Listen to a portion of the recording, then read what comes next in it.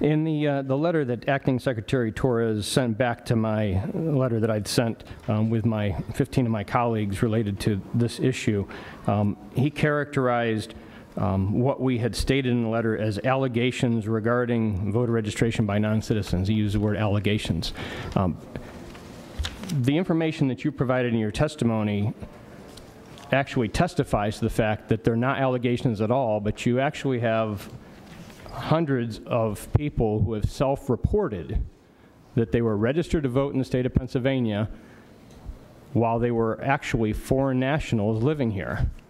So we have foreigners, foreign interference in our election that has been proven by your own testimony that you have had, and that's what the only numbers that you have are those that have self-reported based on your testimony. You don't, according to the information that you've given us, when I've asked if we've actually run the database from PennDOT that has the indicators for whether or not somebody is a citizen when they receive a license, and you run that against the SURE system when they register to vote, you have not been able to answer my question this morning as far as do we have a number that tells us how many people have illegally registered to vote based on them being foreign nationals that have been issued driver's licenses and then showing up in our SURE system database. So the allegation, in fact, is not an allegation, but fact, is not correct based on your testimony, that we do have foreigners living in our state that have registered to vote illegally and they've self-reported and then been removed from the rolls because of the self-reporting.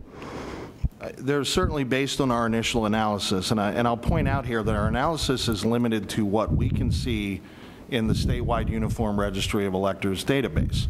The original records are maintained by the county election offices. So part of this analysis is also working with the counties to validate and verify all this information. That's why they're allegations, and I understand it sounds like semantics sometimes. But you testified this morning that you've had that people have been removed from the voting rolls when they self-reported and they were foreign nationals that were registered to vote here. Correct. That's based on our analysis of the SURE system. The counties have the original records. So we don't have access to all of that. So in order to say that this 1,160 number is absolutely accurate, we have to complete the job of working with the counties to verify that information.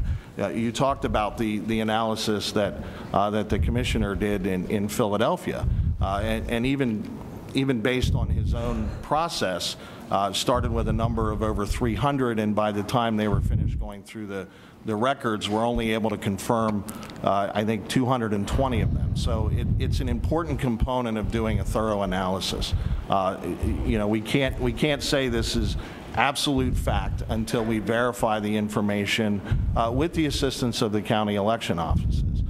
In terms of going beyond that, again, we have to take a lot of things into consideration so that we don't do a ham-handed job and end up doing what some other jurisdictions have done. I'm not talking about moving forward. I'm talking about the past. I'm talking about what you have that's self-reported. So you, in fact, have self-reported individuals that are foreign nationals that have been removed from the polls of various counties based on your analysis. I think you said 30 different counties. Not to...